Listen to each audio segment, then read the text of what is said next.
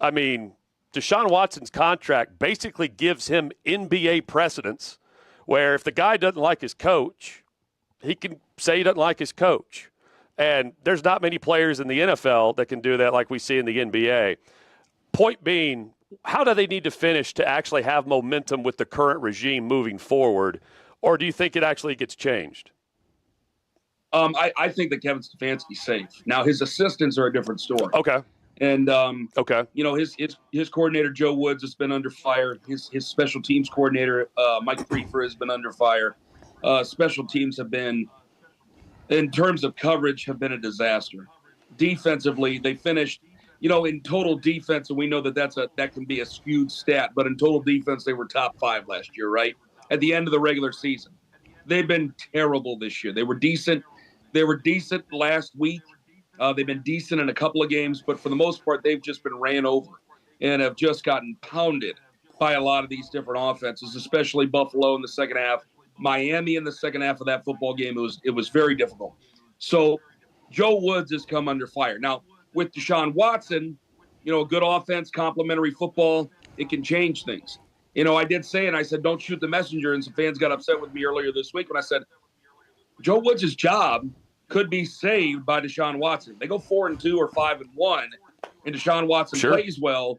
The winning cures a lot of things, and coaches don't want to fire their assistants. I would assume that Kevin Stefanski has the power of who stays and who goes within his staff. Coaches don't want to fire assistants. Fans didn't want to hear that. They want Joe Woods gone.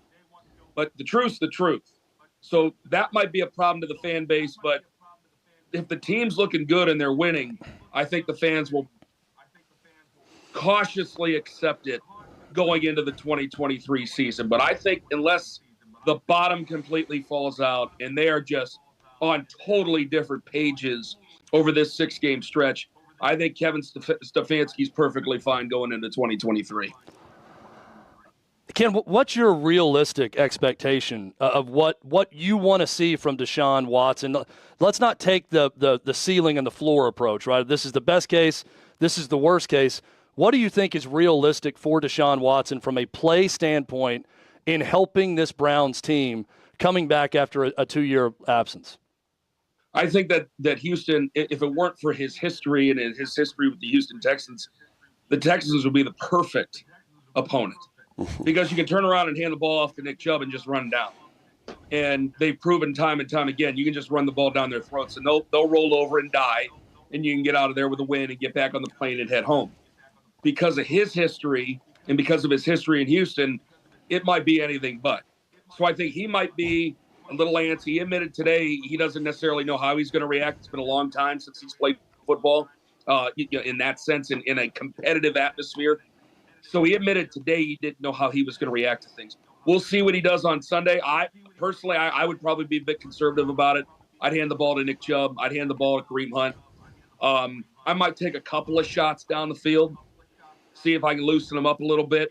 But other than that, I'd probably be pretty conservative and get ready for Cincinnati. Just get down to Houston, deal with whatever's going to go on down in Houston, hopefully win the game and get the hell out of there with a win and get back up to Cleveland and get ready for Cincinnati. Ken Carman is our guest here on OutKick 360. Ken, so Joe Rexrode, who's based in Nashville, writes for The Athletic, wrote a piece and a column speculating about how Mike Vrabel, Titans head coach and former Ohio State player, would be the perfect coach for Ohio State. And my immediate thought was, are people really that upset with Ryan Day as Ohio State fans? Obviously, losing 2 in a row to Michigan is not ideal, but what is the reaction in your neck of the woods from Ohio State fans? And what I'm sure you've read the column. What do you think about the possibility of Mike Vrabel as Ohio State head coach? I'm not even an Ohio State fan. I'd drive down and go get Mike Vrabel myself. I respect him that much as a coach. I think he's that great of a coach. I showed my ass one time. Freddie Kitchens is a good guy. And Freddie would do this thing where he'd just call in the radio show under his own volition. And so when an NFL coach is willing to do that, it buys you currency. And one time we had a big fight. My co-host and I had a big fight, and I said that I would take Freddie Kitchens over Mike Vrabel. And that's one of the stupidest things I've ever said on the air. And I wear that, and I'm willing to say it to you guys because it was that stupid. I wear it like a scarlet letter of stupidity. And so I'm more than willing to say that because it just needs to be told to everybody that we all say really stupid things at times, and that was as dumb as it gets. I respect Mike Vrabel. I don't know how true it is. I mean, you're dealing with grown men in the NFL. You're dealing with guys in college, especially at Ohio State, who think they have it figured out, and Mike Vrabel knows they do not have it figured out, so that might be frustrating to him. You know, he deals with guys who have families, have careers, have aspirations. I think that's something he respects as a man. I think that's something he likes as a man. I'm not sure how much he wants to recruit, but with NIL, does he need to? Does he really need to? I was surprised after they lost on Saturday how angry people were at Ryan Day. I knew it'd be hot if they lost. I didn't know it was going to be that hot. And I thought about it, and I said, you know, I can't really blame Ohio State fans. And the reason I can't blame them is because it's one of the few programs out there, and it might be maybe the only one, where you have 4 billionaire boosters that support that program. And they can buy any coach they want. And if that job came open now, every coach living and some dead would either consider or want that job. So when Ohio State fans get upset, I know his record's 45-5. I mean, 45-5. He's incredible. He's done a great job. But you don't beat Michigan and you get emasculated while you don't beat Michigan, you have problems. And he has problems now with this fan base at Ohio State. Now we'll see what happens next year. He's not going to get fired, but he may want to go to the NFL. But at the same time, what did I just say about this job?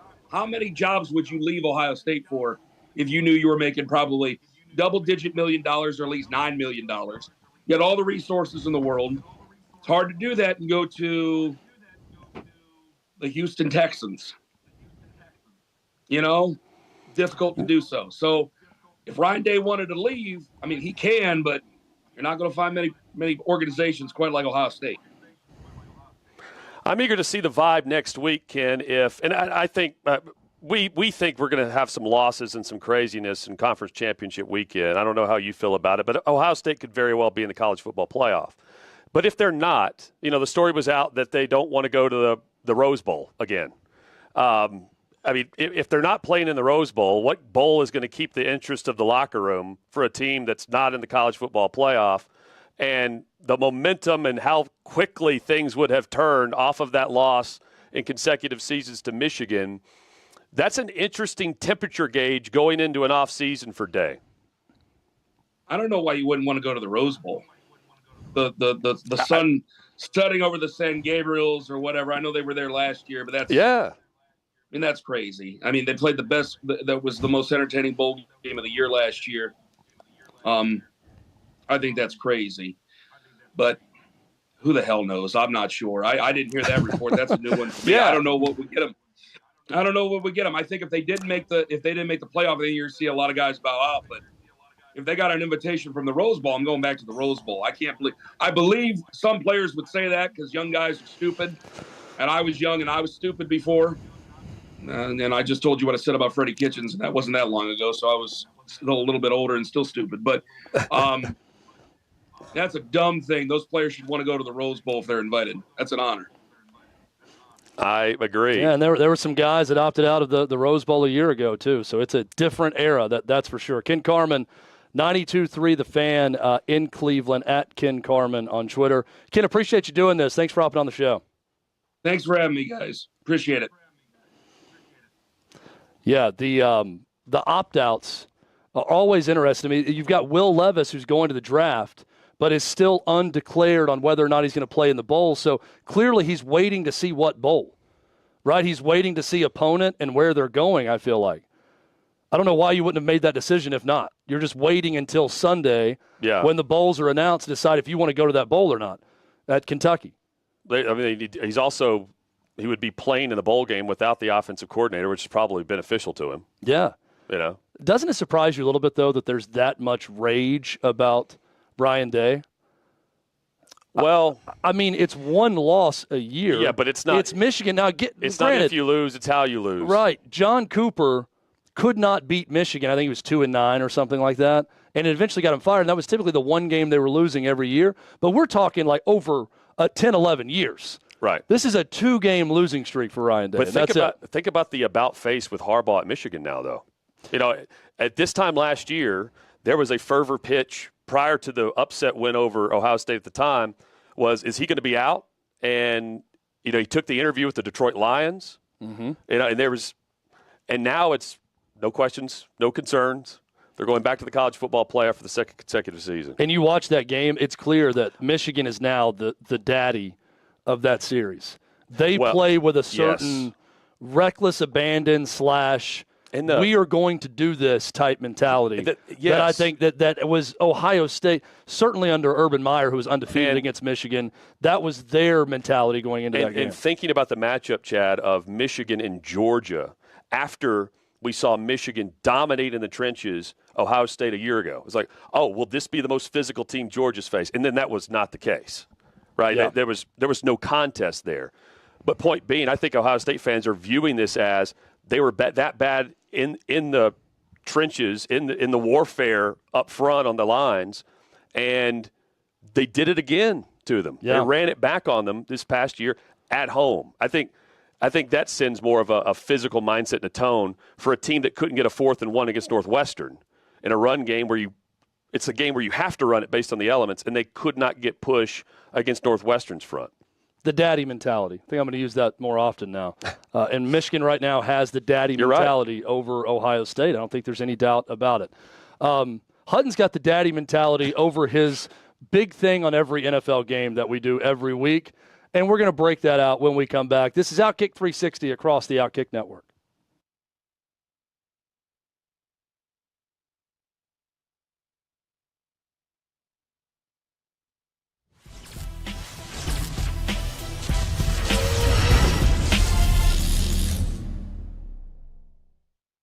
Coach Dan Mulling is joining us tonight, talking about the CFB rankings that are out, championship Saturday that is coming up.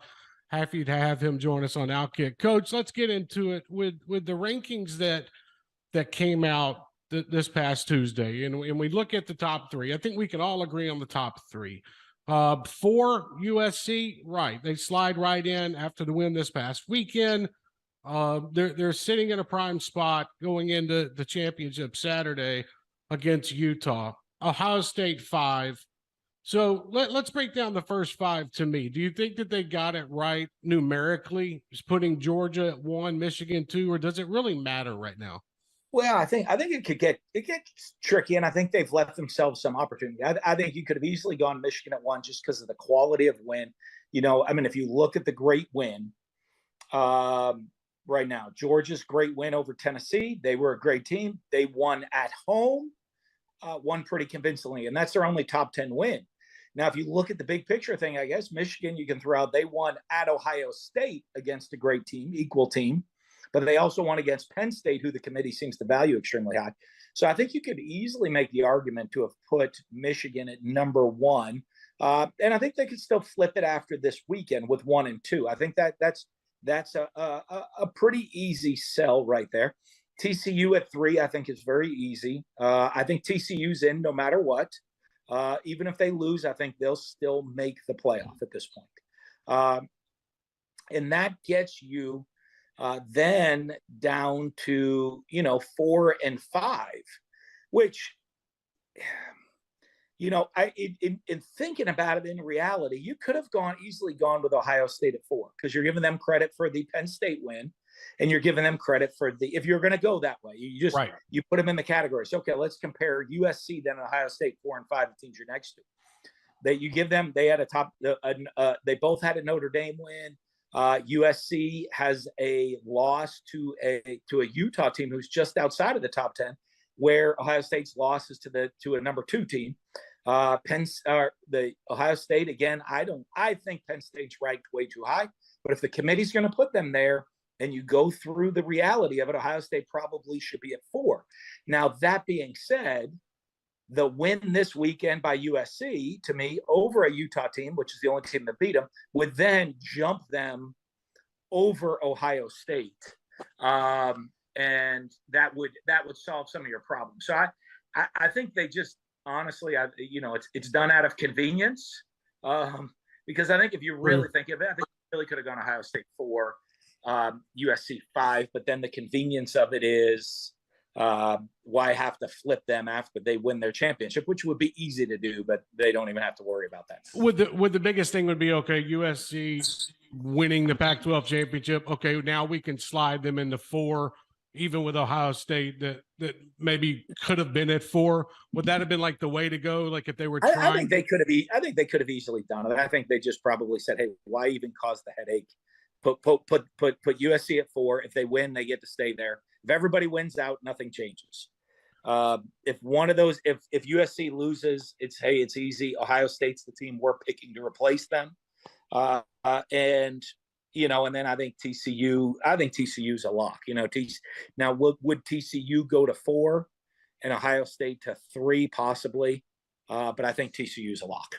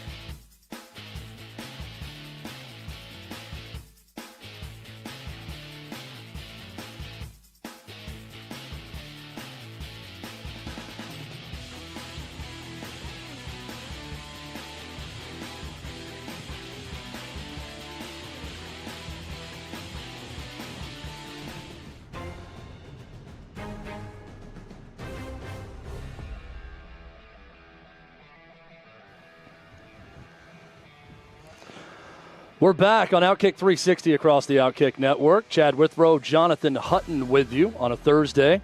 We are coming to you live remotely from Chattanooga. Thanks to Brewer Media for hosting us here today. We are on assignment in Chattanooga. Lovely Chattanooga. Hutton, NFL weekend coming up. And I get excited for your one thing on every NFL game. Yes. Every single week. And I just wanted to share that with you, that I'm very excited right now. Chad's excited. To react to your one big thing on every NFL game. I had nothing else to say other than I'm very excited about this. Two buys this week, Cardinals and Panthers. Of course, no buys over Thanksgiving week. There's another week of buys coming up in Week 14, and then we're done with it for the stretch run down the final month of the season. Kicks off tonight, Thursday Night Football. The Bills against the Patriots. Both teams played on Thanksgiving. So not the short week. They played 7 days ago. Buffalo enters Week 13 ranked second in the league with 13 interceptions this season. The key stat check here, the Patriots are now +1 in turnover differential. They have 18 takeaways, 17 giveaways on the season. The Bills are also right there at +1.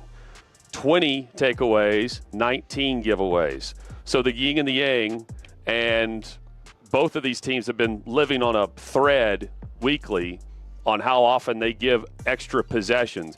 I think it's more imperative in this game that the Patriots don't do that for Buffalo, because Buffalo will give the football up a bit. Yeah. And while I think it's going to be cold in Foxborough, I don't think it's nearly the type of conditions that they've faced in regular season matchups of the past. I think Allen's looking to sling it all over the field tonight. And it's a Patriots secondary that's held up fairly well this season with some young talent.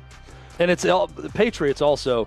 Does Bill Belichick have the mojo with the game plan to create some turnovers, to frustrate this Bills offense? We've seen that before. Yeah, Matthew Judon, can he take over? We did not see it in the playoff game last year. The Bills did whatever they wanted. Or in the December matchup as well. Steelers are limping into a matchup against the Falcons, but the Falcons are the team that should be winning more, but they're not in a bad division. They were close to the playoffs last year.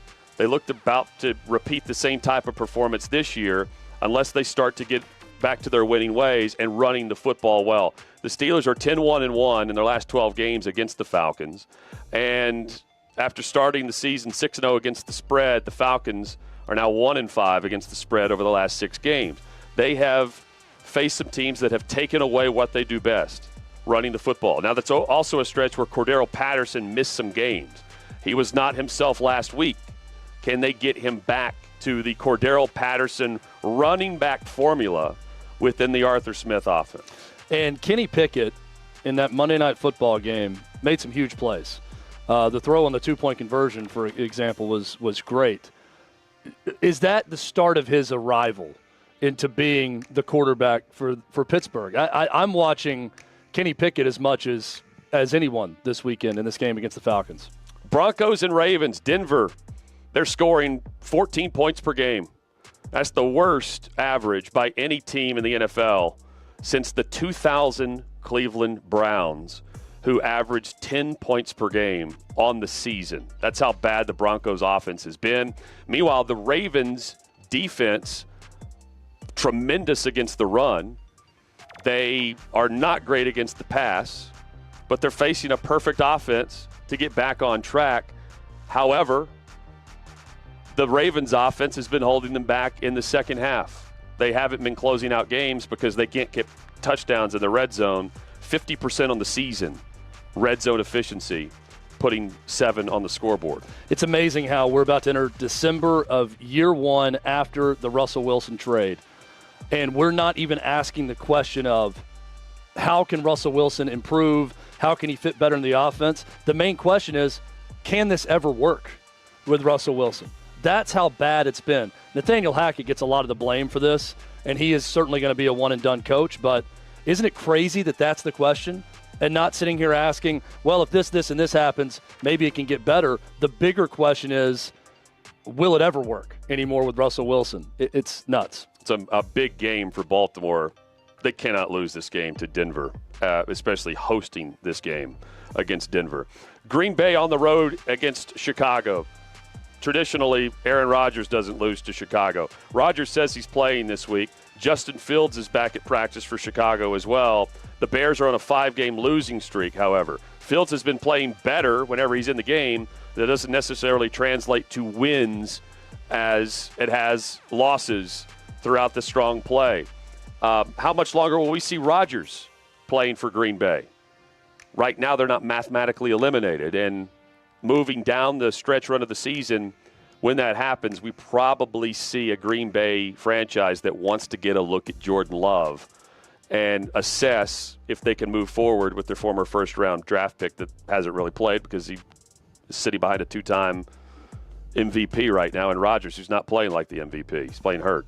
Definitely feels like a loss in this game, and it is Jordan Love experiment time. And see what you have with him moving forward, because that would put the Packers at 4-9 after losing the Bears. And I do wonder, Justin Fields has 122 carries for 834 yards. He's been banged up off and on. It's been effective, but how long can you play him as your running back, essentially? What they've done at times. And that's how he does it on his own as well. But is that really sustainable? We'll find out. It's better than scoring 10 a game, which is what they were doing to start the season. I prefer points also. Yeah. I, too, prefer points. Aiden Hutchinson. One team passed on him in the NFL draft, the Jacksonville Jaguars. Aiden Hutchinson gets to face the Jags for the first time in his career this Sunday as the Lions will host the Jacksonville Jaguars. Identical records here at 4-7. Jacksonville currently the favorite in this game. They've lost 6 straight games dating back to 2020 when they have been the Vegas favorite. Jamal Williams in the backfield now for Detroit. His 13 rushing touchdowns on the season. The only other player in Lions history is Barry Sanders that had that start with the 13 rushing touchdowns on the season. 16 and 91, 14 and 89 at home for Barry Sanders there. Jamal Williams doing a nice job over the last couple months of the season. Jets and Vikings. Sunday will be Mike White's 5th career start. The Jets have averaged 28 points per game in Mike White's 4 previous career starts. Minnesota can clinch the NFC North. It's week 13. They can clinch the NFC North with a win and a Detroit loss or tie, or with a tie in this game and a Detroit loss. That's how separated the NFC North is currently, where it's week 13, and we could already have this baby wrapped up with Kirk Cousins and Jefferson and company. If the Jets go up to Minnesota and win, and Mike White has a huge game, does he become the Linsanity of New York? The Jeremy Lin type story, the rocket ship that comes out of nowhere and becomes a phenom. I think that might be the case if they can go up there and win this game and he plays that well. I was very impressed in that driving rain with his performance last week. I think 3 teams from the NFC East are going to make the postseason. The question is the third team going to be the Giants or the Commanders? They're battling this week. Taylor Heineke, speaking of the Linsanity. Yep. Heineke's playing very well. These 2 teams will meet up twice over the next 3 weeks of the regular season. And the Giants also have matchups coming up against the Eagles as well. They're still in the thick of it. Like that, no one's mentioning the Giants to win the division, but they have 4 massive divisional matchups coming up where, I mean, they were the surprise to start the season. They've trailed off recently, but Philly's got them twice. They've got the Commanders, and Christmas Eve, Philly is traveling to Dallas. Excited about this game. Didn't think I'd be saying that in the preseason, that this would be a game to watch, but I'm excited about this matchup. Very even. I mean, record, home and away record with these 2 teams so far. It's going to be fun. The Browns have lost 7 of their last 8 games on the road. They are on the road. Deshaun Watson making his 2022 debut. First time in 2 years that Deshaun Watson will play in an NFL game. And he plays on the same field where he last played his final snap in the NFL. It came against the Tennessee Titans in Week 17 of the 2020 season. The home underdog of a touchdown or more this season in the NFL is 7-0 against the spread. That's where the Texans are right now. And they don't have much to play for there. I am fascinated to watch how the Texans locker room comes out in this game against their former quarterback who walked out and quit on them way before any of the other off-the-field accusations took place. Yeah, they're way more angry about that as a football team than everything else surrounding Deshaun Watson in this game. The Titans travel to Philadelphia to take on the Eagles, who have only lost 1 game on the season. The Eagles set a franchise record last week, rushing for 363 yards as a team. They gained 153 more rushing yards than what was expected based on the average output for the offensive play call and set and down and distance last week. That was pure domination against Green Bay. The Titans have a top 5 rushing defense, but they're banged up. Danico Autry, Jeffrey Simmons is on the injury report. There's a litany of issues. The other issue is A.J. Brown is not playing for the Titans. He's playing for the Eagles. That's the one-on-one matchups to watch here. I feel very good about Philly covering the 4.5 in this game. But every time I feel very good about a team covering that's favored against the Titans, a Mike Vrabel special tends to pop up and something happens. I don't see it this week, though. Philly is going to roll. The Titans' losses have been to playoff caliber teams. This is the next measuring stick for them on the road at the Link in Philly. Late afternoon kickoffs. Seahawks and Rams. No Matthew Stafford, no Cooper Kupp, and now no Aaron Donald for the Rams. They're mailing it in, and guess what? It doesn't matter if they lose out. They're not improving their draft stock. Other teams will improve based on them not running it back after the Super Bowl win and performance last year. Helping out all those other teams. Dolphins and 49ers, to me, is the game of the week. McDaniel against Shanahan. Jeff Wilson against his former team that traded him at the deadline in the backfield for a Miami offense that desperately needs to get a run game going. But here's the matchup.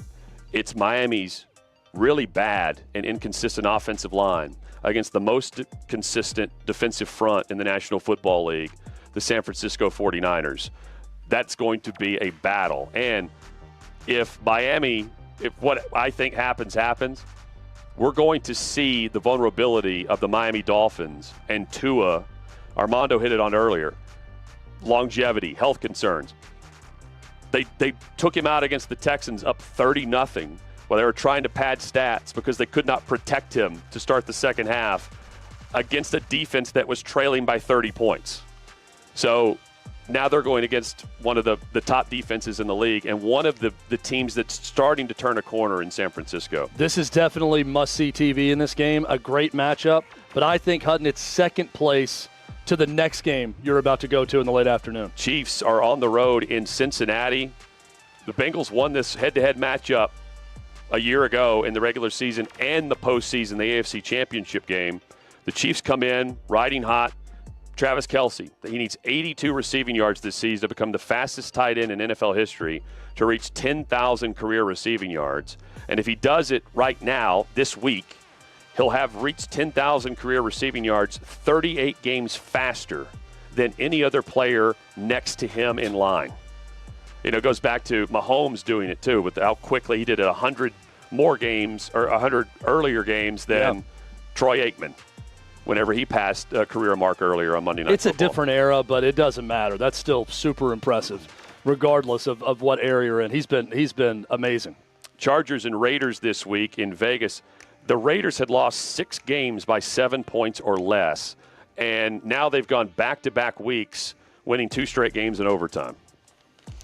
Raiders. That's where Carr's really good in overtime. He's 9-2 for his career. I'm a big believer in Josh overtime. McDaniels as a head coach, so I really think this is the guy to rally the troops and get them going again. That's still a talented roster. So this was a week 1 matchup where we thought it would be pivotal for the loser of that game. Now, the Chargers won that game, a tight window game in Los Angeles in week 1. This is playoffs on the line for the Chargers. They've been close. 5 losses on the season, a game above 5. It's time to go. And this is a game you got to go. They're not good against the run. Josh Jacobs has been excellent. And all of a sudden, the Raiders are putting together a winning formula. And for the Chargers, you're right. It's time. I mean, it is time for this team to take the next step. Be in the postseason, win this game. We've talked about it for 2 years now. It's time for them to get going.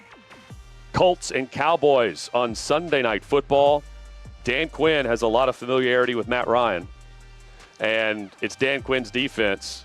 Pin the ears back and go against an Indianapolis offense that was not ready for the primetime spotlight on Monday night against Pittsburgh.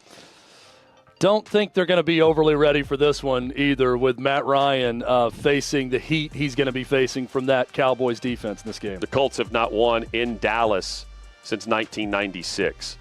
The Saints and the Buccaneers, Monday Night Football. Who wants to win the NFC South? It could be any team. Carolina's on a bye. They can still win the NFC South. They're going to draw straws for it if this continues every week with everybody losing. If the Bucs lose and the Falcons win, the Falcons will again sit atop the South. But again, all of the teams are at play. That's the Monday night matchup this week. And it's more of a storyline about Brady and whether or not they're going to get things on track and actually look like a team that can win a game in the postseason. Because right now, they look like a team that's just limping to the finish line. And, they look like every other team in their division, quite frankly, reluctantly in the mix. It's an amazing season so far for the Buccaneers from this perspective. They're 5-5, and it feels like almost every week it's a dramatic swing in terms of how we view them the rest of the season, right? You go to Germany and they win. It's okay. Now they're going to figure it out. They're back. They're settled. And then they have an awful loss. And you're thinking, what is going on? But you're right. That is the NFC South also. Hutton, great work. Appreciate it. One of my favorite segments. So I'm excited. I'm happy about Hutton's segment. Jerry Stackhouse was not happy about a technical foul called on Liam Robbins last night in the Vanderbilt VCU game. We've got some video for you. We're going to discuss it as well when we come back. Crazy scene at VCU as Vanderbilt head coach Jerry Stackhouse gets ejected. That's coming up next. It's OutKick 360 across the OutKick Network.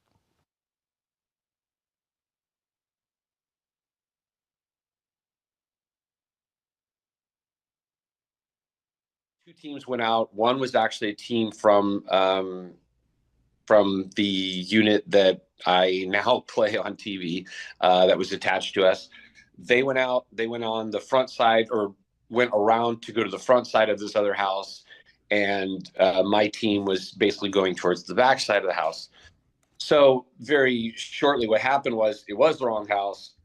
And when we hit that one house, the actual house it was, which was next door, which is not exactly next door because Sutter City is kind of weird of how it's built.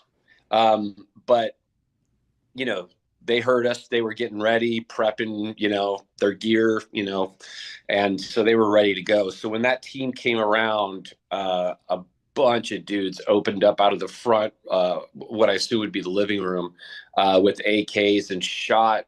I think they shot 3. If I'm not mistaken, they shot 3 of the members of that team. 2 of them were pretty much out of the fight at that point. But they were, I mean, it was heavy.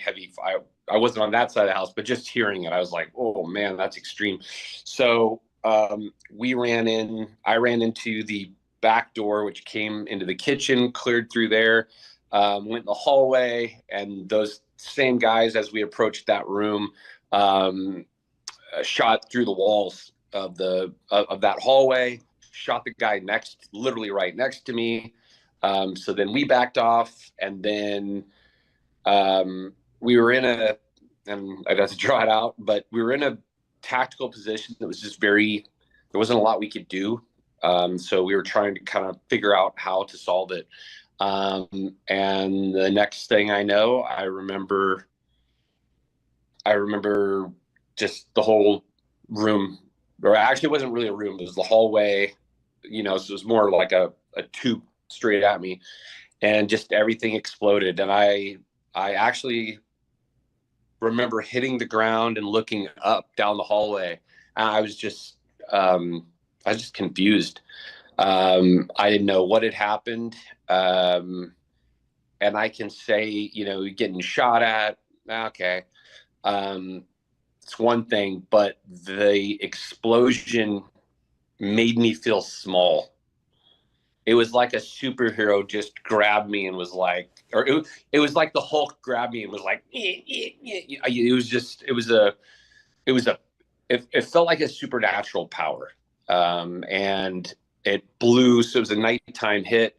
It blew my nods and my nod mount off my face. So I went from, you know, under nods to not being able to see anything. It obviously, my arm, I thought it blew off. I'm trying to think of what else it wrecked, but wrecked several things. But and everything was pitch black for me, and I really didn't know what was going on. I just felt my arm was blown off, so I got up and walked outside to the back, and there was a wall that we had hopped to get in.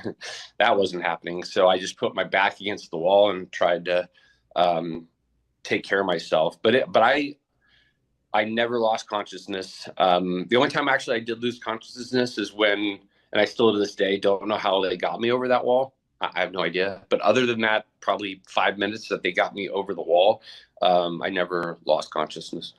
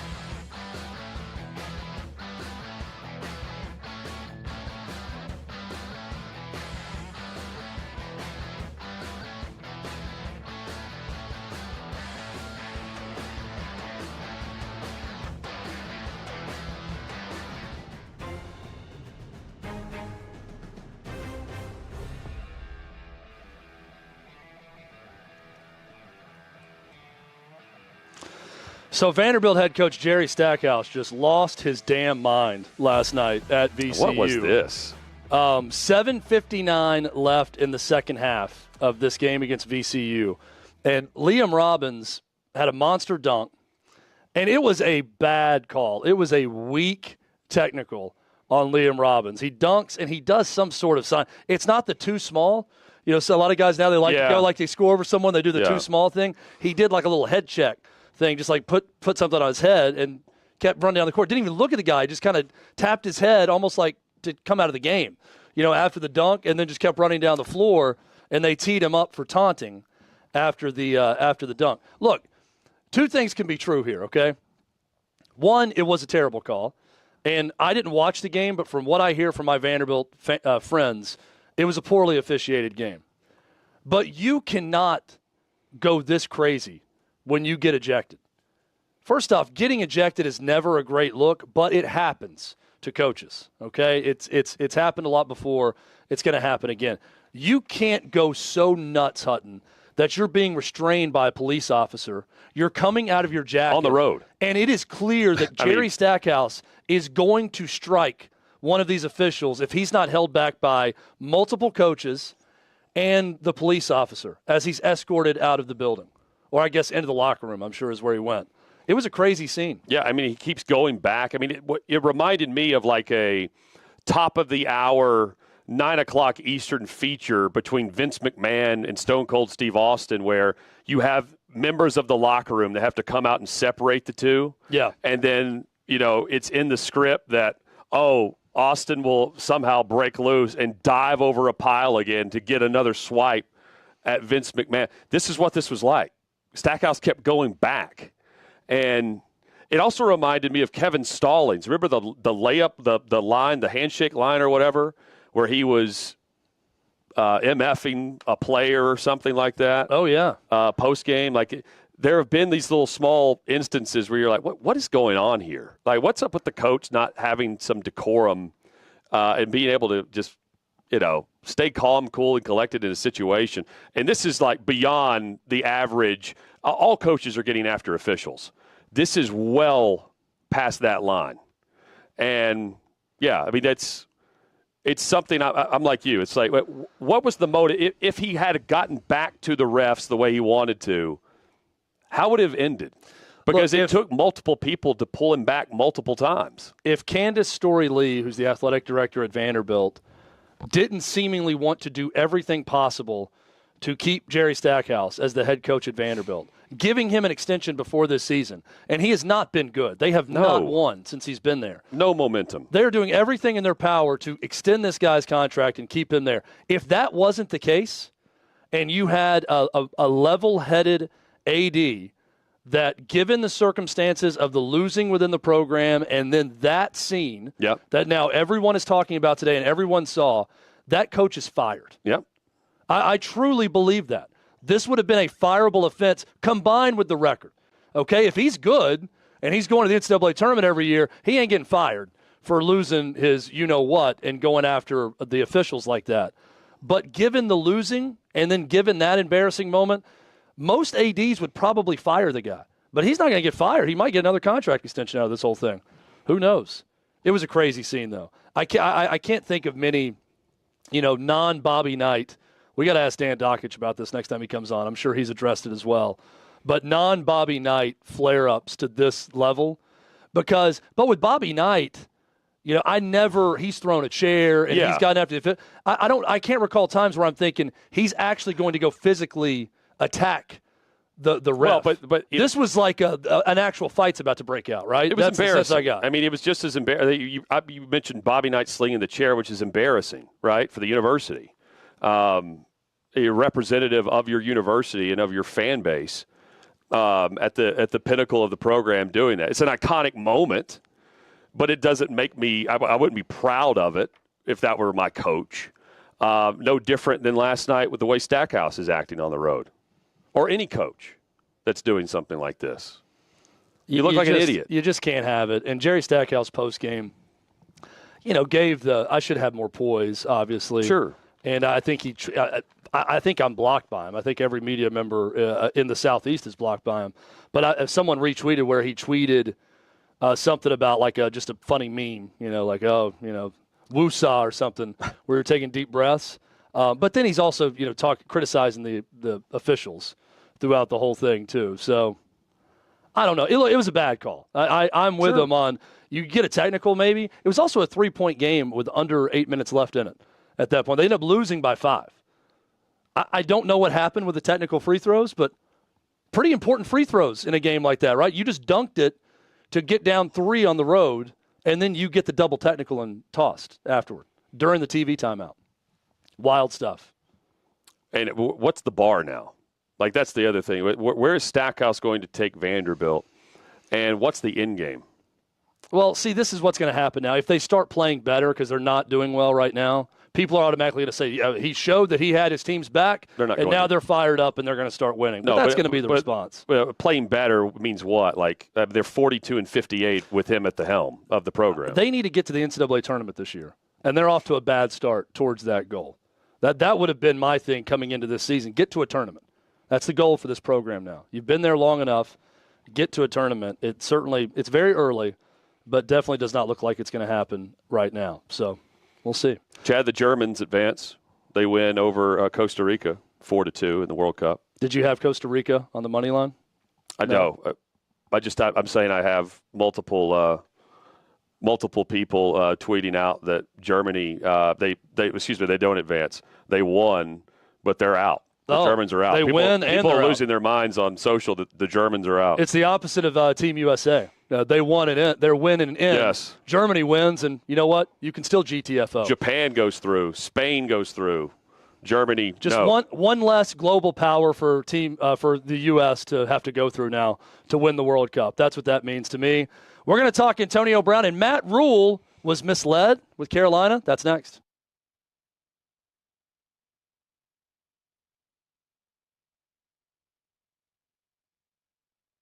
Football season is in full swing, and it's time to start cashing in on your favorite players with our friends at Prize Picks. Prize Picks is daily fantasy made easy. Simply pick 2 or more players and decide if they will score more or less than their stat projection. The more players you pick, the more you can win, up to 10 times your money. All first-time users that deposit and use promo code OutKick360 will receive a 100% instant deposit matchup to $100. If you deposit $100, Prize Picks will give you $100. Entries on Prize Picks can be made in seconds, and they offer fast and safe withdrawals. Download it today, and don't forget to use our promo code OutKick360 for a special welcome bonus. Would you rather be hot or cold for the rest of your life? Way rather be cold. I am someone who hates the heat. I'm a sweater. It's not pretty, and it doesn't stop until it's completely finished and the system has been flushed. So I'd much rather be in the cold than the hot. Would you rather be stuck on a broken ski lift or a broken elevator? A broken ski lift, because at least I can get some fresh air. It would be a little bit claustrophobic being stuck on an elevator. And lastly, on October 7th, I asked you to make a prediction of who Tom Brady was going to end up with and who Giselle was going to end up with. You got pretty close with Giselle. You said a fashion photographer named Gilberto. Almost nailed it. Do you want to revise your answer for Tom Brady? You originally said a 24-year-old Instagram model. Here's another shot. I would like to revise it. The answer is Taylor Swift.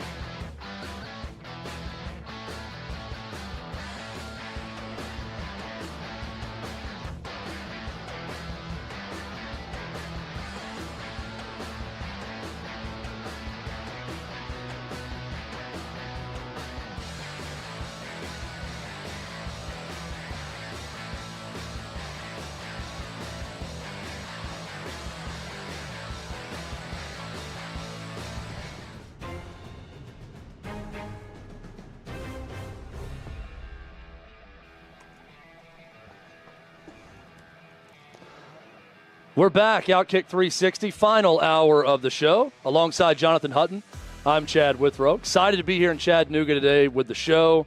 Excited about the upcoming hour also. Bobby Carpenter will join us in 15 or 20 minutes.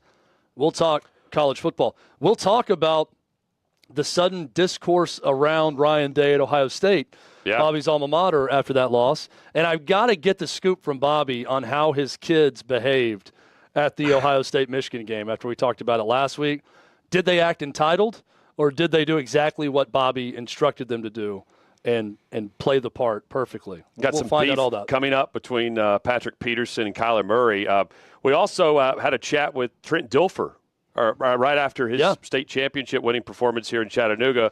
Tomorrow he will officially become the next head coach of the UAB Blazers. And we asked him, why UAB? Why is this the launching point for him to get to college football? We will recap our chat with him. That's coming up a bit later this hour as well. Probably right before the end of the show, we'll be showing you some of that, our conversation earlier with Trent Dilfer before he goes to UAB. So speaking of college coaches, well, new college coaches at new spots that may have been somewhere else. Trent Dilfer to UAB. Matt Rhule to Nebraska. Matt Rhule now is kind of in the excuse-making business when it comes to his time in Carolina. I like honesty. You know, even if I don't necessarily agree with what you're saying, I like the fact that coaches or anyone in the public eye can feel like, you know, on a podcast setting, on a show like whatever it may be, where they can feel like they can be a little bit more unbuttoned, a little bit more transparent, right? So Matt Rhule, I think, was feeling that way. He was on with Peter Schrager on the Season with Peter Schrager podcast. And this is what Matt Rhule had to say about the Carolina Panthers job. I think I probably would have just taken another job looking back at signing with Carolina in 2020. A great place with wonderful people, but I just don't know if I was a fit there. And I'm also thinking there was no consideration of staying at Baylor. I would have gone somewhere else, taken anywhere else but Carolina, he's saying. Well, he was very selective because he turned down the Jets. That's right. So Rhule signed a mega 7-year, $62 million contract with the Panthers. And he says, at the end of the day, we talked about, hey, we're going to have a 4-year plan, a 5-year plan. You know, if you tell me, hey, we've got a 2-year plan, then I'm going to try to sign a bunch of free agents and do it right now. So what was supposed to be a 4-year plan became a 2-year and 5-game plan real quick. Well, here's why. They spent the year prior to Sam Darnold arriving there, they spent the entire draft class on defense. So they're loading up to build their long-term plan. He's an offensive-minded head coach that's going through defense. They're building up with Brian Burns, who they won't even trade. They love him so much. They got a lot of those picks right. And they're going through the transition of trying to rebuild their nucleus, their core. Well, here comes Sam Darnold in, failure. And then they don't trade for Baker Mayfield when I'm screaming from the rooftops, this is not going to work 6 weeks before the season. They waited This and is waited. not going to work 6 weeks before the season.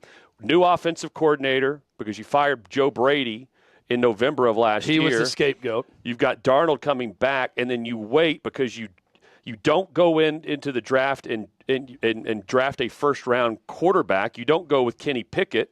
You could have drafted Kenny Pickett.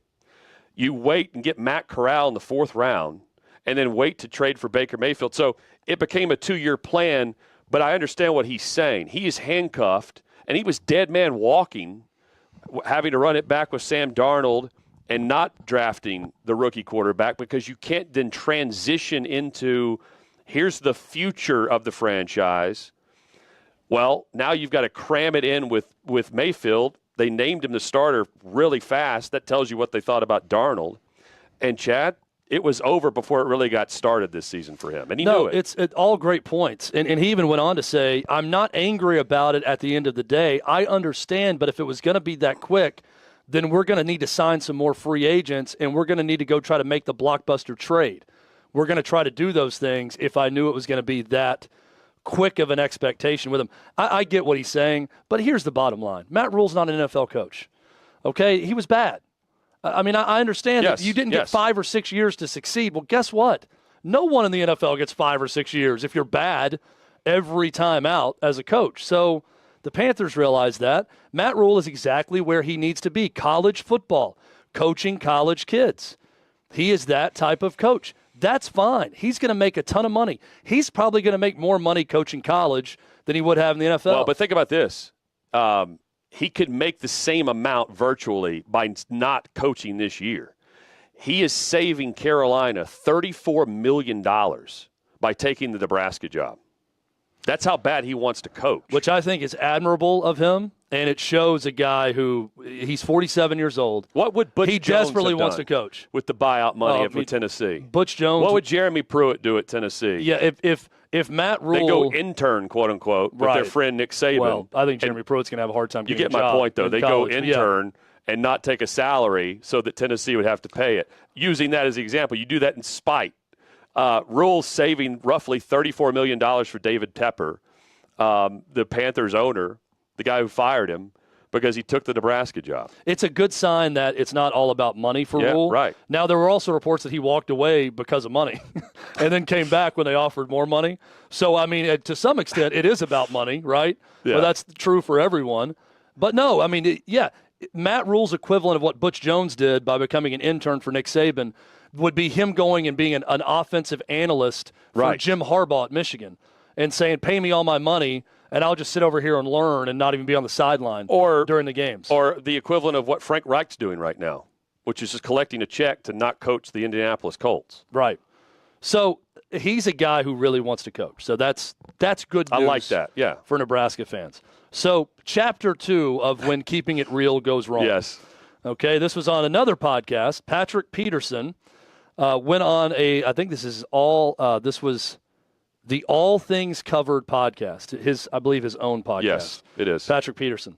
So he said in his podcast, and I quote, Kyler Murray doesn't care about anybody but Kyler Murray. So Kyler Murray retweeted that and said, I'll clean this up a little bit for our radio audience. This isn't true. You on some weird bleep. And then he mentions him. You got my number. If you really felt like this as a, quote, big bro or, quote, mentor, then you're supposed to call and tell me, not drag me so your podcast can grow. I'm with Kyler Murray on this one. I mean, they're teammates, right? If they, in fact, had that type of relationship, and if he's putting the things in there about mentor, and big bro on the team and all that, then, yeah, you probably shouldn't go on your own podcast and say something like Kyler Murray only cares about himself, even if it's true, right? I'm all for honesty and all that, but certain things are better left unsaid publicly. So I side with Kyler Murray on this one, and I've not sided with Kyler Murray on much over the past year or so, but I side with him in this dispute. I mean, but this is not the first time that they've had beef. That they were facing, Minnesota faced Arizona earlier this year. I believe it was right before Halloween, and I picked Arizona to win. They didn't win that game outright. It was a tight game. But Peterson was talking trash during the week saying, I'm getting 2 picks this week. I can't wait. And he goes, we watching the celebration dance. He got a pick on Murray and did a dance. In the locker room, the reporters had asked what it was. He did a Call of Duty dance. Mocking Kyler Murray because that was he'd rather, play Call of Duty than study the game. See, that's funny. But that's that's someone going after him. I get it, but I also find that part funny. And this is also Patrick Peterson, who that organization did not pony up and pay the way he thought that they should have for him. They let him walk, and he ends up now in Minnesota, and here's Kyler Murray doing what Kyler Murray's doing, which is demanding certain contracts and holdouts. Is he going to be demanded to be traded last year at the draft? Peterson is a very respected vet in the league. Kyler Murray's not a respected quarterback in the league. No. So for Especially Patrick Peterson to come out and say this isn't Jalen Ramsey talking trash, right? This isn't just a casual Wednesday podcast with Jalen Ramsey talking trash. Who's going to say anything and everything. And I'm for it. Like, it's you see where I'm going, though. Yeah. It's like, if Ramsey's name behind it, it's like, but Jalen's talking trash because this is what he does. He stirs the pot. Patrick Peterson doesn't do this. So take that for what it's worth, too. He really doesn't like him. Right. Right. I would like to dive more into the quotes about Big Bro and Mentor, if in fact that was supposed to be their relationship, or if Kyler Murray thought it was that. Now, if Kyler Murray treated him like trash, and he's kind of making this up about you were supposed to be this and that, but he never fell in line with those roles either, then, I don't have as big of an issue with it. Well, and so Peterson also, just to be transparent with his beef, it's really with Steve Keim, because he said the general manager, why he's not there is because Steve Keim would not talk to him face-to-face about why he didn't want Patrick Peterson on his roster. So he's after the game, he's asking where Steve Keim is. Yeah. And again, Steve Keim's also the general manager, just ponied up with Kingsbury through ownership. They've got the marriage together on their contract, and then they've just paid Kyler Murray, and they did not pay Patrick Peterson. It comes down to that. Keeping It Real, Chapter 3, NFL Turning edition. A.J. Brown says about being traded by the Titans to the Eagles, quote, "I feel like I've won." Hutton, it is hard to dispute that right now. No, he's won. He won the day he was traded. Because of the money is the biggest part of it, and that's what he's talking about. I mean, the other receivers. But also on field, I mean, he's with the better team right now. Yes, no question about that. And he has elevated the better team to be a Super Bowl contending team with his presence. Now, he hasn't been top receiver in the NFL, but he got paid. Let's rewind to March of this past year. The discussion was, this guy's demanding to get paid. He needs to do it again. We heard this drivel. He needs to do it again because he's going to fake an injury or something, say his knee is swelling up and he's not going to practice after the trade deadline or after the draft, and the Titans are going to be handcuffed because he's not going to produce for them in a year where A.J. Brown's just going to, sit out, quit? Instead, he gets paid and then backs it up with another phenomenal season for the Eagles, dropping him into an offense, and lo and behold, here's, a receiver that joins the team in the offseason that starts producing from week one. And that's where he's won. He's won in the pocketbook, but he's also won over a lot of those naysayers who said, oh, you're doing it for the money. Once he's paid, he's not going to elevate to the next level. What he's done is just running back what he's done. He's the moment. He manufactures moments for you in games. He bails you out in certain situations. And he knows exactly what the Titans are losing. The Titans know it too. The Titans don't talk about it. A.J. Brown does. And that's the fascination this week for me. And yesterday with Clay, I asked Clay, over under 3.5 deleted texts after the game by A.J. Brown. Tweets, yeah. Tweets. If you could delete a text, you take the over. You probably would do that. You take the over because he's going to respond to any talk. But the A.J. responds by producing, not by shelling up like a turtle and not saying anything and having the worst offensive performance of the week. That's the difference in the two. And he feeds off of trash talk. He feeds off of this more than people, I think, know. And when things don't go well for him on social media, he cries, mental health and anything else he wants to put out there. But then he goes out there and balls out afterwards. Or death threats on his family or whatever it was. From Titans fans who he can take a lot of things. Were upset that he didn't come back for the camp or whatever. Again, I'm not backing him up on all the pouting that he does, but it's not like he pouts and then goes into a shell of himself. The fact he's talking trash I think is a bad sign. If he was silent, I'd be like, what's going on here? Why is he playing nice? That's when I would be concerned. Well, and to compound that, on the I feel like I've won, he did win in that he got the money, the contract he wanted, the money. Yes. But it's not like he was traded to the Raiders. It's not Devontae Adams taking the bag and then second-guessing the decision because, man, I don't like to lose. So this has not been good from that. He went to a team that's the story of the NFL this season also, and he's a big part of that story. So, yeah, Titans fans are going to hate to hear that, but it's the truth. He has won. Now, if the Titans go out there and upset them on Sunday, sure, this will be pointed to. And it will be motivation in that locker room because a guy the week of the game is saying, I feel like I've already won in regards to a trade from the team you're about to play. So that, too, will be used as fuel in this game. But it doesn't change his overall perspective, which was time to use some leverage.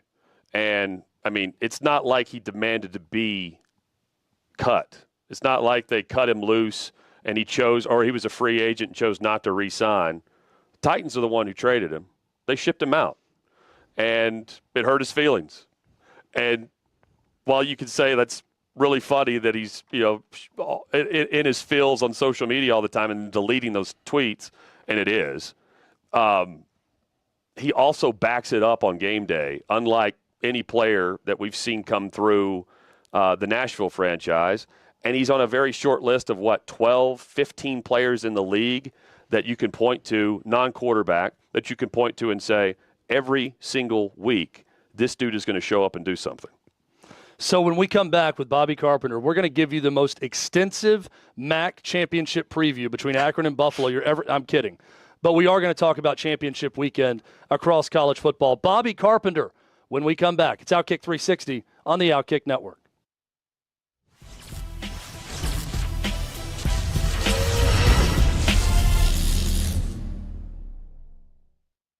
Coach Dan Mulling is joining us tonight, talking about the CFB rankings that are out, championship Saturday that is coming up.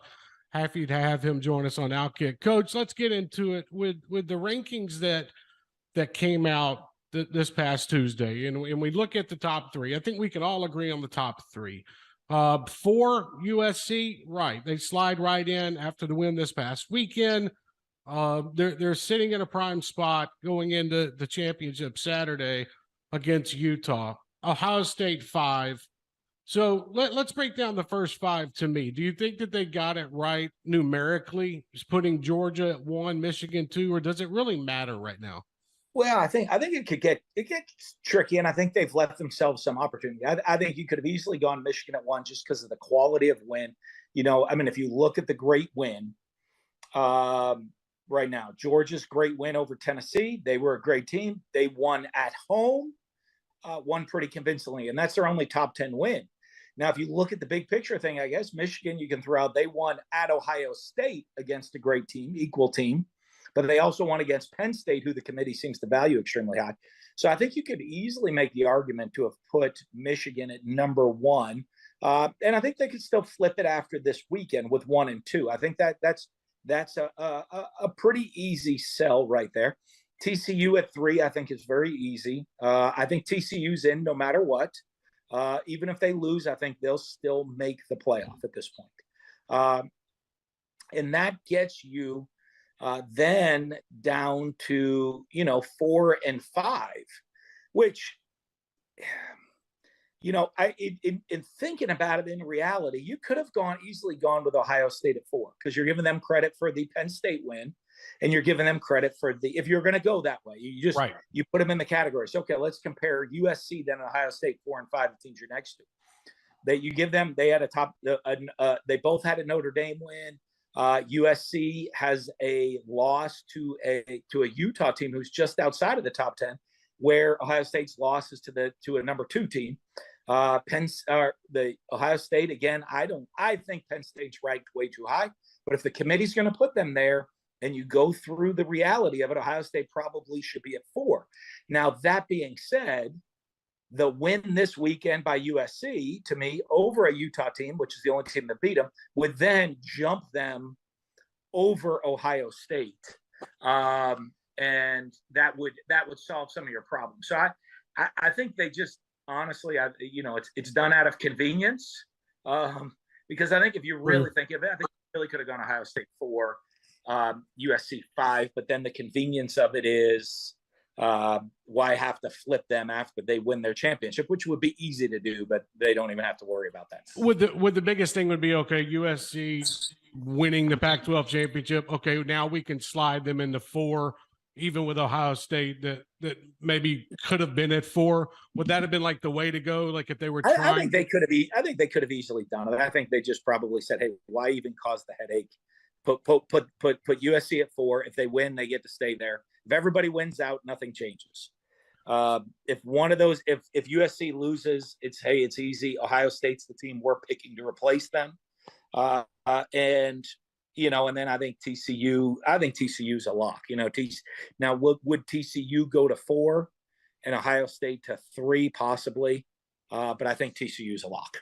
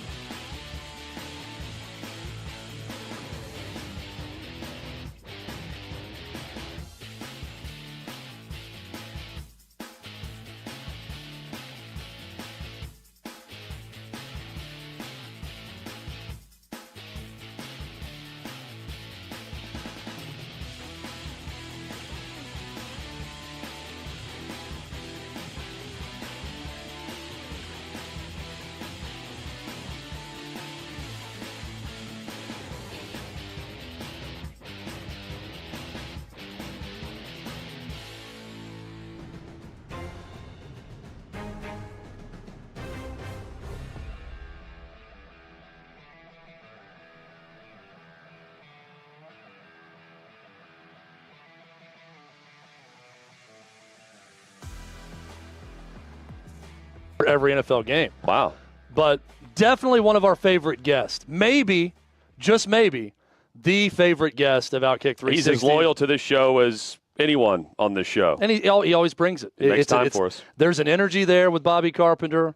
There's a charisma. There's a whole vibe going on with his visits with us that we can't replace. That's and right. We love that he still joins us. Bobby Carpenter, weekly with us, talking some college football. We're going to talk championship weekend, Bobby. But before we talk about Ohio State, Michigan, I first must ask, how did your kids behave at the game? I know that you wanted to kind of teach a life lesson to them about not acting entitled because they have all these privileges. How did it go down at the game with the kids? Well, I mean, outside of the end result of the game, it was pretty good. They listened fairly well. They sat there and sat on a bench while I scolded a college student for just throwing a pizza box down on the ground and forced them to go pick it up out of the street and throw it in the trash as we were walking into the Yes, stadium. love that. Yes. Well, I mean, we're just teaching life lessons here. I'm like, listen, man, these were the arguments that he gave back to me. Number one, someone hit it out of his hand. I'm like, okay, that's unfortunate. I get it. But you were eating it. The pizza was yours. He's like, no, I didn't buy it. I'm like, but you were eating the pizza out of that box, correct? Yes. I felt like I was arguing with my 9-year-old son at the time, except for this guy, probably in his 21, 22 years old and in college. I'm like, dude, do you go to school here? Do you want to see trash all over campus? I mean, like, let's show some reasonable level of respect for what's going on. Just there's trash cans. He's like, where's the trash cans? Buddy, every stadium in America has trash cans as you enter because, like, the cup I have in my hand, they want to give people a way to dispose of it on their way in. So let's just take a little walk. We're going to go in here. We're going to throw it away. And then we're going to go in there and act. He's like, look at the lines. It's so busy. I'm like, all right. So I took him down to, like, the recruiting player entrance. And I'm like, throw it away. And then I walked him through, and I'm like, you don't have to wait in the line. Now, and then he, like, kind of felt bad and, like, was kind of tearing up on me. I'm like, dude, I had to grab the guy from behind. He tried to, like, evade. I was like, sir, excuse me. So they sat there patiently and didn't get embarrassed when I was acting like this, because this thing took like 10 minutes, that whole interaction. So they were great when we went in. They were great waiting for me to get back off the field pregame. They were really good. So I was impressed with them. The end of the game, obviously a little emotional, sad that we lost.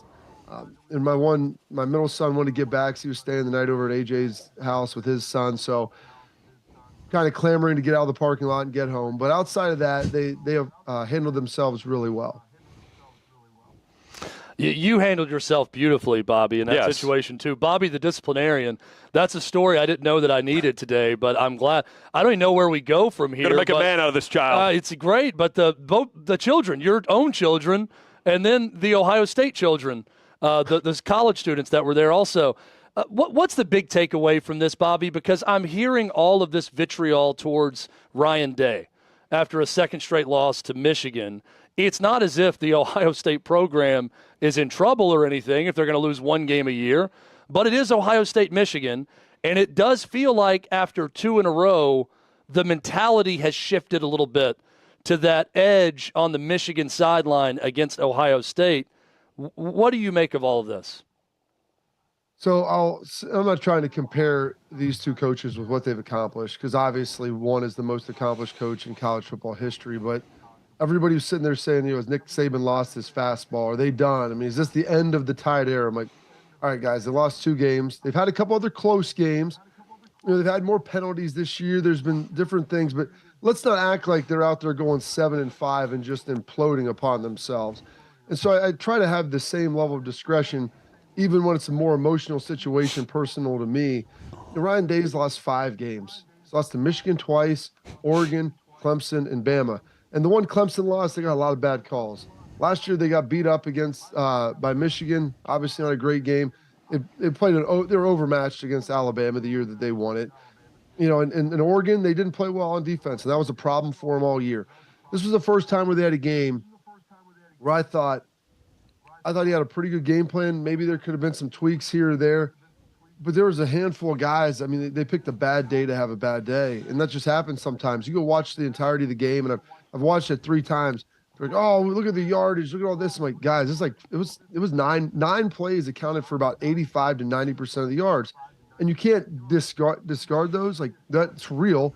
It happened, but I would much rather have those things happen than if someone's running the ball at you for 7-8 yards every single play, which is what happened last season. So there are answers to be had. I think there are solutions. There are a lot of guys that care a lot with it. Ryan is a good coach. He didn't become a bad coach overnight.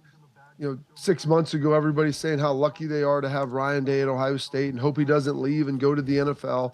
So I'm not going to sit here and swing back and say, they were cheering Jim Knowles when he came in here. It was like, it's like Palm Sunday with him entering Jerusalem, like he was the savior solving all the problems. And all of a sudden, then, it was a top 10 defense. Hey, you got a guy miss a tackle on a pass. You got a guy get beat on a double move. You have 2 runs pop out. Like, yeah. I mean, it's a team that's the 2nd-ranked team in the country. They're the 3rd ranked coming in. So none of those things want to happen. The reality is it's your rival. It's a team that they've dominated for the last 20 years. And so it was 22 years, gentlemen, since Ohio State had lost at home to Michigan. So, yeah, people now are looking and searching for answers, and asking all these crazy questions. And I'm not saying don't. The accountability is great. That's what the passion is what makes college football amazing. But also, a couple of days out, try to look at it more objectively, understand it. A loss hurt me as bad as anyone. But understand, like, is there another coach out there that I could tell you would do a better job? I can't confirm that. I think Ryan's done a pretty darn good job. And so let's see where he goes from here. It's just 2 years he's lost to this team, got a ton of adversity. Maybe he gets another crack this year. I don't know. We'll see what happens tomorrow night and Saturday. But I'm not ready to throw out Ryan Day simply for what happened on Saturday. Bobby Carpenter, our guest, and we'll preview the conference championship matchups with you in just a moment, Bobby. But I'm curious from this perspective. You mentioned the objective take, and it was on Ohio State, Michigan, and the fair and balanced approach to the next question here. Last year, we saw in the regular season the physical dominance up front by Michigan against Ohio State. And Chad and I were discussing, okay, what would that mean at the time? What can they carry this over into the college football playoff against Georgia? And the answer was no. Do you see a different Michigan team this year compared to last year based on the outcome and the result of that second half, this time on the road, Michigan upsetting Ohio State? Well, it was on the road. I think that they're probably better in some areas, maybe not quite as good in others. And the reality is, unless something crazy happens, I don't think they're going to have to play Georgia the first game. So can they go out and big boy at TCU? Right. I think they can. I don't know anybody that can probably beat Georgia trying to do what Georgia does, which is a lot of what Michigan does. Run the ball, really good defense, have a quarterback that can scramble around, make some big plays off play action. I don't think anyone's beaten Georgia doing that. I think they're probably better than what they were. And also, guys, experience matters. So them getting into the playoff last year, getting a taste of what that stage feels like, playing the national champion, getting embarrassed a little bit. Okay, and now you know, at least you know at that point what the standard is, because so few teams really do, unless you're playing, Bama or Georgia every year. You think you might know what it is, but you really don't until you actually go out there and play them. And so I think they found that out, so that they'll be far better equipped to handle it this year. And honestly, if they play TCU, I think that they would ultimately win that game. No matter what we predict going into a college football weekend, there's always a big surprise. And most weekends, multiple surprises. But I feel like even championship weekend, we always get one surprise, even if it's a shockingly close game. What are the chances that Purdue and Michigan becomes that big surprise and Purdue can really push the Wolverines in this Big Ten championship? Or do you think that division was so bad all year that Michigan, being the superior team, is just going to roll in this championship game? I think that Purdue had the possibility of being the best team in the West. They lost some games that were kind of inexplicable. They melted down against Syracuse. But they're a bad matchup for Michigan. And not that I'm saying Michigan's going to lose, but they can score points.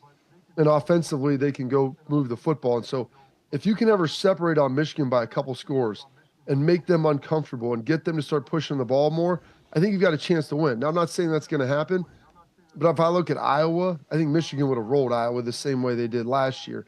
Purdue is a team that I think, with the way that they play, at least provides some level of intrigue to where, hey, even if they're down 2 scores, they have the ability to throw themselves back in the game simply due to they can score the football. So let's go through some of these championship games starting Friday night. Utah-USC, the rematch. If it's going to be chalk this weekend, we've got 2 very close games by the Vegas line. We'll get to the other one here momentarily. But Utah-USC is that first one where USC is only a 2.5-point favorite in this game, Bobby. What do you think about USC's chances of getting past Utah the second go-around and getting themselves into the college football playoff? Well, it's tough to beat a team twice in one season, especially in college, because it's not something that you see a whole lot. You're starting to see more now with the conference championship games a little bit. But the game number 1 is in Vegas, so I think that should favor Utah. I mean, there's going to be a ton of people pouring down.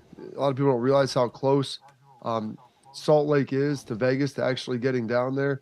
And so they love it. They're a passionate fan group. I don't know how USC is going to travel, so I would anticipate it being more like a home game for the Utes. And, here's the thing.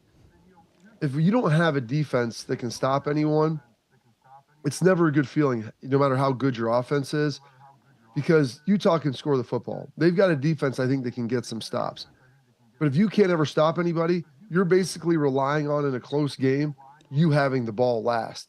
And so if you score somehow, or your opponent gets the ball back with 1:30, it's not really a good feeling, because that's a little bit what Ohio State was last year. And that's kind of what I see Utah or USC as. They can score, but if Utah gets the ball back with 1:45, like Lincoln Riley, he can't call any plays on offense when he's playing defense. Caleb Williams isn't going to be out there making any tackles.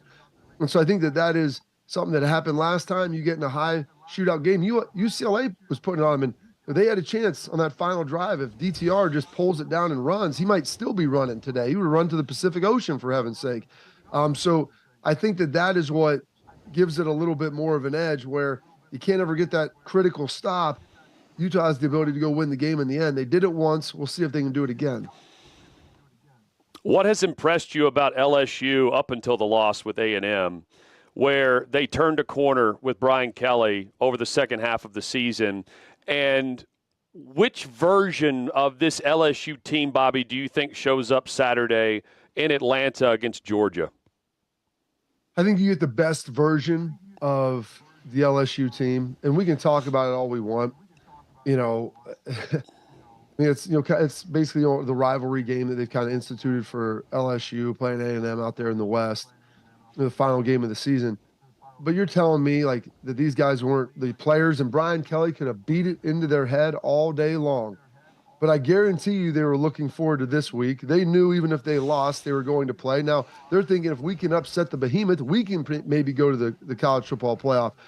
And so they overlooked a team that had nothing else to play for than playing spoiler. That ain't going to happen. I don't know if they can beat LSU, but I know you're going to see the best version, or beat Georgia, but I know you're going to see the best version of LSU out there on Saturday. Brian Kelly, he'll have some tricks up his sleeve. They'll make some plays. I don't know if they'll be able to keep it tight in the second half, but I don't think this will be a 3-score game at halftime. I anticipate it being, a 1-possession, maybe 10-point game where you still feel like LSU has a path to victory. So another rematch, just like the Pac-12 championship and the Big 12 championship. This time it's TCU and Kansas State playing for a second time. A game, Bobby, that TCU won 38-28 in Fort Worth earlier this year. What do you think about this rematch and K-State's chances of playing spoiler?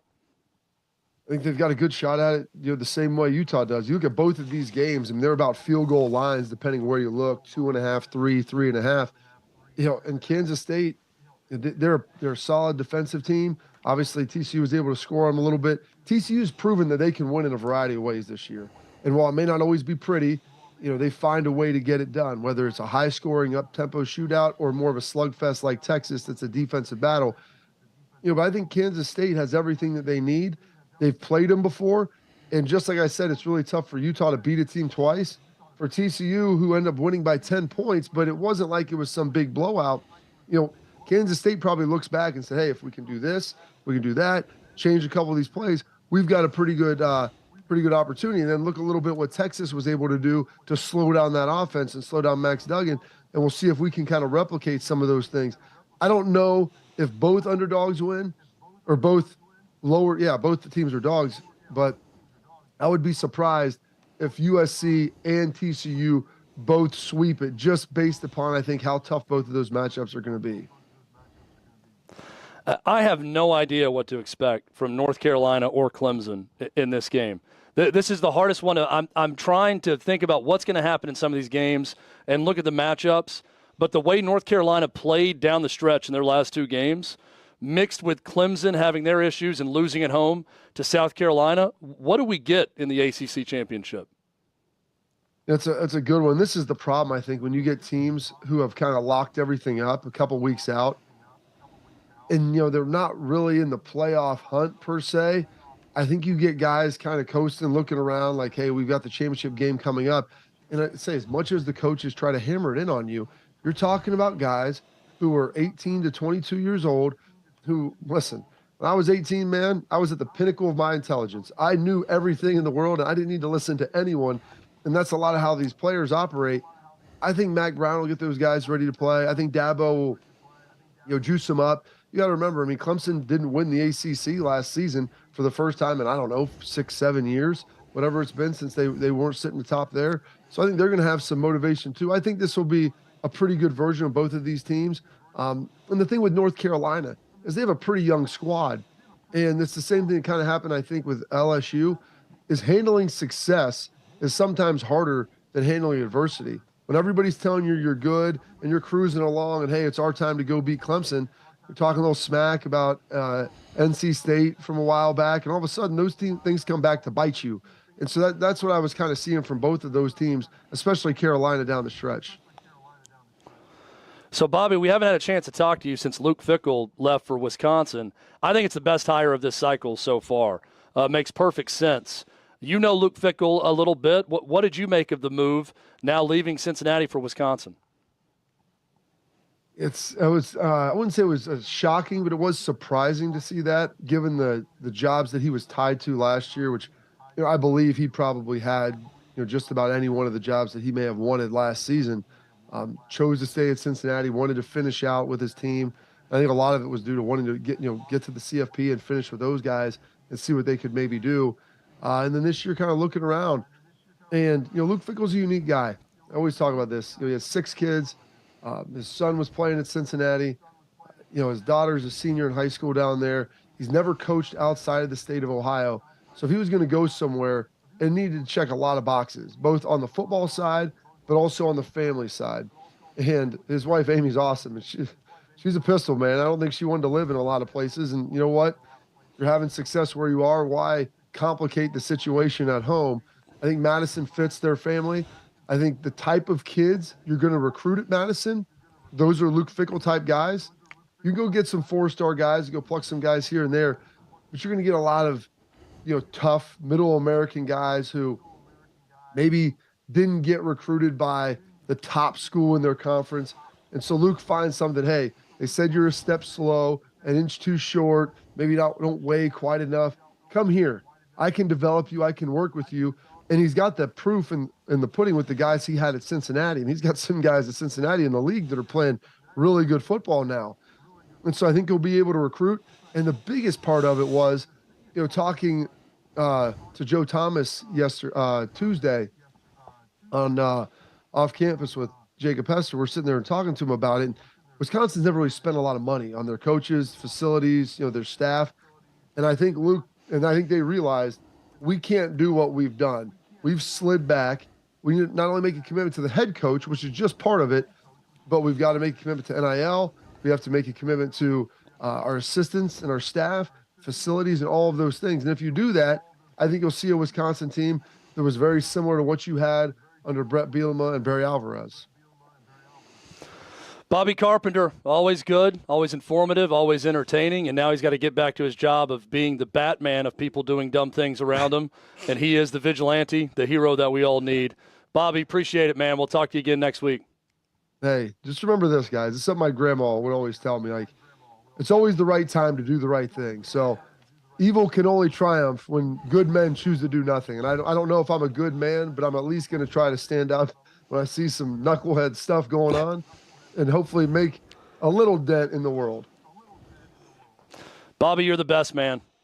Thanks, buddy. Thanks, man. Have a good one. So earlier today, big thanks to Bobby Carpenter, by the way, we caught up with Trent Dilfer, headed to UAB after his team's win in the state championship game here in Tennessee in Chattanooga, and we were the first to ask him, why UAB? You'll hear his answer when we come back. It's OutKick 360 across the OutKick network. 2 teams went out. One was actually a team from the unit that I now play on TV that was attached to us. They went out. They went on the front side, or went around to go to the front side of this other house, and my team was basically going towards the back side of the house. So very shortly, what happened was it was the wrong house, and when we hit that one house, the actual house it was, which was next door, which is not exactly next door because Sutter City is kind of weird of how it's built. But, they heard us. They were getting ready, prepping, their gear, and so they were ready to go. So when that team came around, a bunch of dudes opened up out of the front, what I assume would be the living room, with AKs and shot. I think they shot 3. If I'm not mistaken, they shot 3 of the members of that team. 2 of them were pretty much out of the fight at that point. But they were, it was heavy. I wasn't on that side of the house, but just hearing it, I was like, oh man, that's extreme. So I ran into the back door, which came into the kitchen, cleared through there, went in the hallway, and those same guys, as we approached that room, shot through the walls of that hallway, shot the guy literally right next to me. So then we backed off, and then we were and I'd have to draw it out, but we were in a tactical position that was just there wasn't a lot we could do. So we were trying to kind of figure out how to solve it. And the next thing I know, I remember just the whole room, or actually it wasn't really a room, it was the hallway, so it was more like a tube straight at me, and just everything exploded. And I actually remember hitting the ground and looking up down the hallway. And I was just confused. I didn't know what had happened. And I can say, getting shot at, okay. it's one thing, but the explosion made me feel small. It was like a superhero just grabbed me and was like, or it was like the Hulk grabbed me and was like, it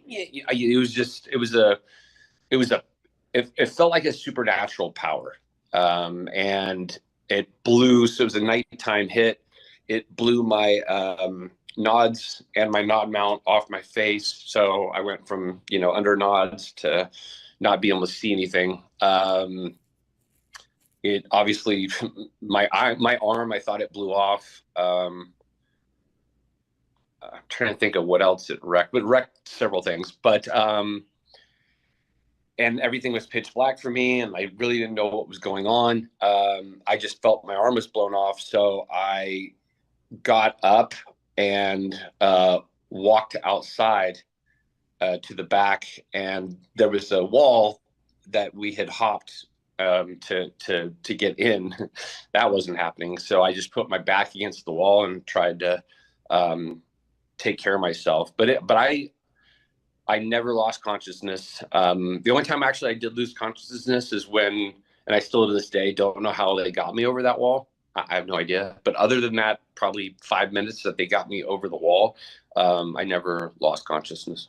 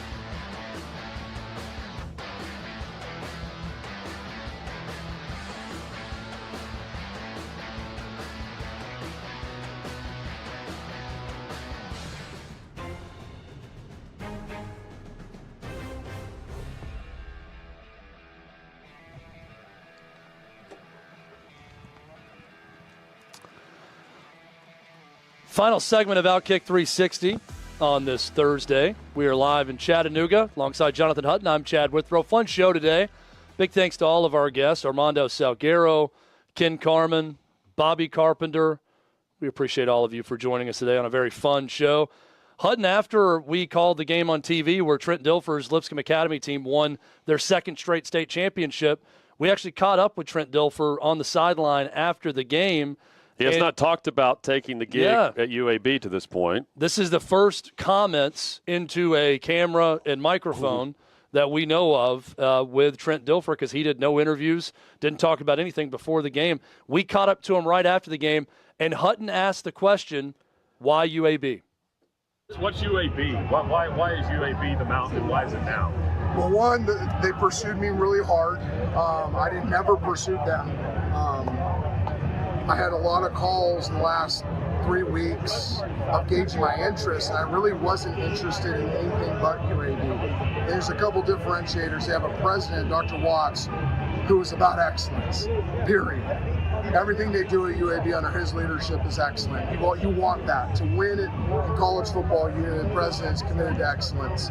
You need an AD that understands the impact of football, not the importance. Please hear me right here.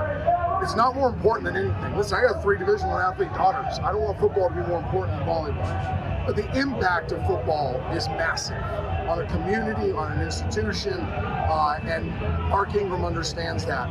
You want a donor base that's proved themselves already. And this donor base proved themselves by bringing football back, and they want to be great. And then you want a community with a big vision. And the vision is not just to win the American. The vision is to be in the conversation for the college football playoff when it expands. And people are going to say, that's crazy. And they're going to say, that's a big old mountain that you can't climb. Guess what? We're going hiking.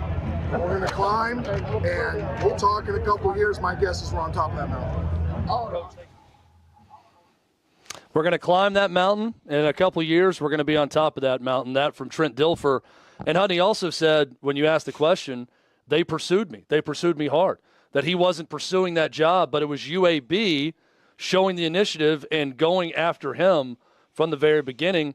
I think a very savvy move by UAB. Oh, and I mean, he will provide energy to a program that, I mean, consider where they were. Was it 7 years ago when they did away with the sport? They folded?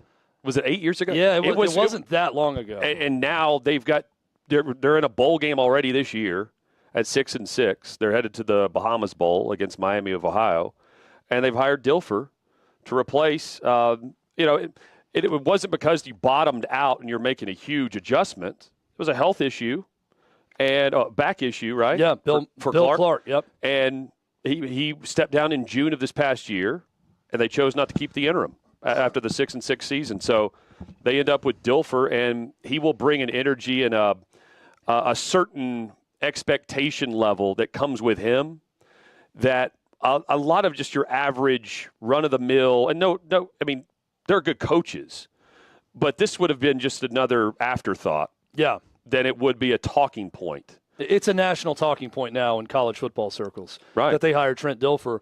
And you could tell by that clip that we just played, the energy and charisma he's going to bring. Going to be Chad. there. But here's the other expectation I have. Quarterback development. Elite 11. His ties to Elite 11. I mentioned it during the broadcast. He's got a kid playing quarterback for him at Lipscomb that's committed to Liberty.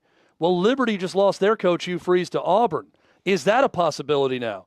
I mean, and not just him, but others. That, to me, that's an attractive selling point. And here's the other thing, too.